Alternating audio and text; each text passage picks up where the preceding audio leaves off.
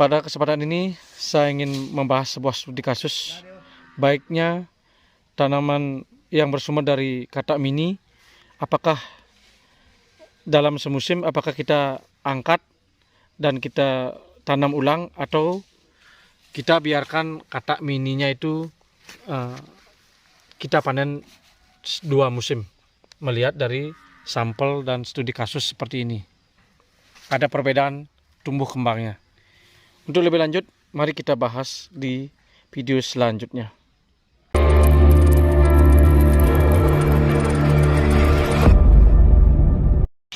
Oke, selamat datang di Bali Maret Channel. Pada kesempatan ini saya ingin membahas sesuatu hal yang cukup menarik dan menyita perhatian saya selaku pemula petani porang dari Bali, Singaraja. Ada hal-hal yang menarik yang saya amati di lapangan pada pagi hari ini, yaitu sekarang tanggal 23 November 2021. Kita bisa melihat di samping dan samping kiri dengan yang di samping kanan. Mungkin Anda bisa memperhatikan dengan jelas perbedaan dari tanaman yang kita tanam di mulsa dengan tanaman yang tumbuh liar. Seperti ini di luar jalur, ini dia tumbuh sendiri, dan ini juga tumbuh sendiri, bukan dari aslinya, bukan dari lubang yang kita sengaja tanam. Hal ini, inilah yang sengaja kita tanam baru tumbuh segini. Dan ini yang tumbuh liar, dan ini juga di luar tanaman yang kita tanam, sengaja kita tanam. Nah, ini adalah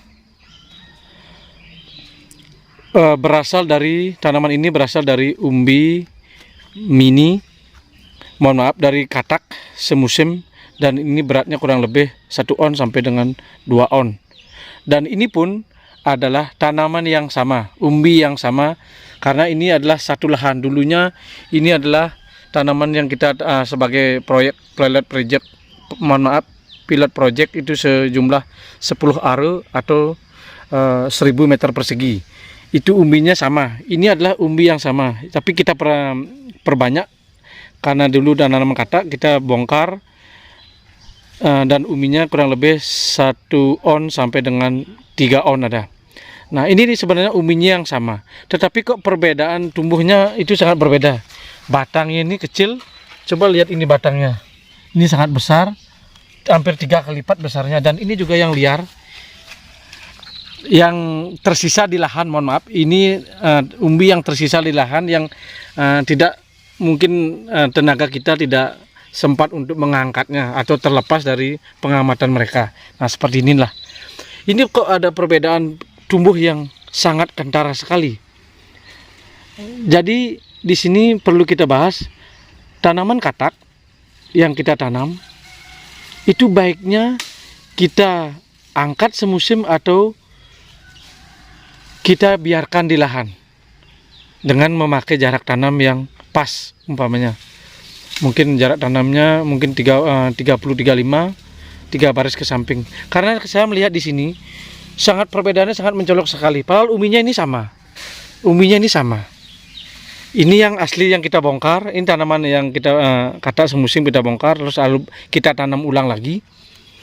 Ini ada sebuah perbedaan yang sangat kentara. Dari batangnya besarnya itu sangat kentara sekali, ini besar, ini jempol, luar biasa. Coba kita geser lagi, ini kecil sekali, dan juga yang lain itu sama, itu masih kecil-kecil. Jadi kalau tanaman katak yang kita tanam semusim terus kita biarkan di lahan, itu pertumbuhan awalnya lebih besar ketimbang kita mengangkat umbinya terus kita tanam ulang lagi. Itu ada perbedaan yang sangat jauh. Nah, dari video ini, dari pertemuan tanaman ini dapat kita simpulkan bahwa kalau kita mengangkat umbi mini dari katak awalnya, itu baiknya kalau mau kita tanam itu minimal jangan sampai tumbuh tunas. Itu mungkin kira-kira untuk bisa menyeimbangkan pertumbuhannya dengan yang tertanam di lahan. Jadi baiknya itu 1 bulan sebelum turun hujan, atau jangan sampai umbi mininya itu sampai bertunas baru kita tanam. Karena akan start awalnya itu akan sangat lambat, lebih lambat atau bisa lebih kecil dari yang kita tanam, yang kita biarkan di lahan. Nah, ini sebenarnya umbinya sama saja karena di lahan yang sama gitu. Nah, jadi baiknya kita kalau menanam umbi, menanam katak mini, itu baiknya kita biarkan di lahan, jangan kita angkat. Karena dari segi pertemuan start awal itu lebih bagus yang kita diamkan di lahan. Nah, seperti ini nih. Ini kan semua ini kecil yang asli yang kita angkat. Antara umbi mini yang kita angkat ini juga kecil. Nah, yang lain juga kecil-kecil. Ini yang kita biarkan di lahan, padahal ini umbinya sama. Berarti ini gede sekali oh di luar. Jadi ini tanaman yang tertinggal di lahan yang tidak sempat diangkat oleh tenaga kita. Nah, ini besar sekali. Ini umbinya padahal sama. Umbinya padahal sama.